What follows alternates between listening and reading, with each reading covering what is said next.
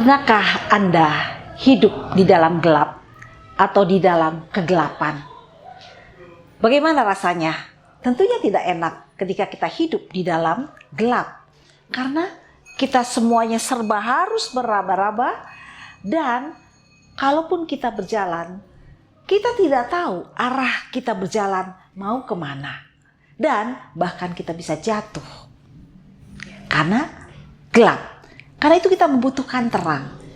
Ketika kita hidup di dalam terang, maka kita mudah untuk melihat segala sesuatu dan memudahkan kita juga untuk berjalan dengan arah yang tepat.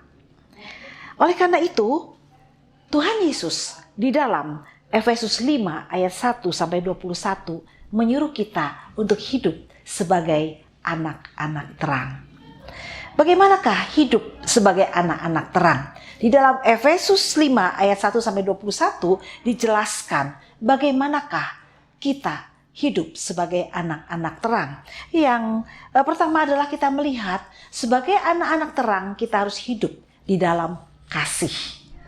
Maksudnya adalah bahwa di dalam segala sesuatu yang kita buat atau lakukan, dasarnya adalah belas kasih yang daripada Tuhan, ya, bukan karena hal yang lain atau kepentingan yang lain. Dan kemudian kita juga harus belajar hidup sebagai orang-orang kudus, yaitu tidak hidup di dalam percabulan atau dalam rupa-rupa kecemaran atau keserakahan. Dan juga dalam perkataan kita tidak memperkatakan perkataan yang kotor, yang kosong, atau yang sembrono. Dan yang berikut adalah sebagai anak-anak terang kita tidak berkawan dengan orang yang tidak benar, yaitu orang yang sundal, orang yang cemar, orang yang hidup dalam keserakahan, dalam penyembah berhala, dan juga tidak ikut ambil bagian dalam perbuatan-perbuatan kegelapan. Jadi sebagai anak-anak terang kita harus hidup dalam kebangkitan. Ya, bangun supaya apa? Kristus bercahaya atas kehidupan kita. Dan kita harus belajar hidup seperti orang arif supaya apa? Belajar mengerti akan kehendak Tuhan dan mampu untuk mempergunakan waktu yang ada dengan bijaksana. Dan kita juga tidak mabuk oleh anggur, tapi penuh dengan Roh Kudus, ya, berkata-kata dalam mazmur, kidung pujian dan nyanyian rohani. Nah, sehingga apa? Hidup kita dipenuhi dengan ucapan syukur, ya. Mengucap syukur senantiasa atas segala sesuatu.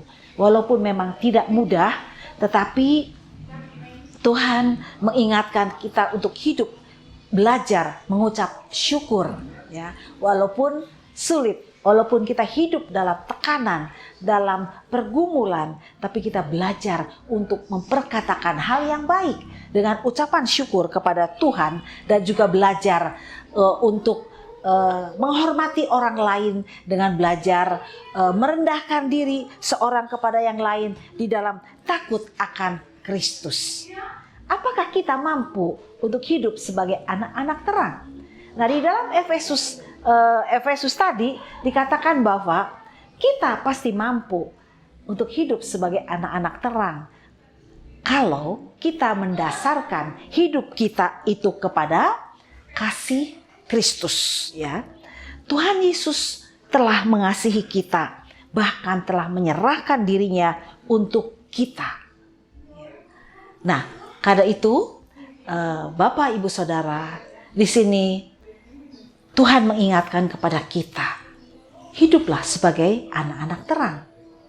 Dan kemampuan itu ada pada kita ketika kita membuka hati untuk Dia dan membiarkan Yesus hidup di dalam hati kita. Sehingga Roh Kudusnya itulah yang hidup dalam hidup kita, yang memampukan kita, yang memberikan kuasa kepada kita untuk kita hidup sebagai anak-anak terang. Amin. Mari kita berdoa. Bapa, kami bersyukur karena kasih Tuhan yang luar biasa dalam hidup kami, memampukan kami memberikan kuasa kepada kami untuk kami hidup sebagai anak-anak terang. Biarlah kiranya Roh Kudus-Mu memenuhi hidup kami dan memampukan kami untuk hidup sebagai anak-anak terang. Amin.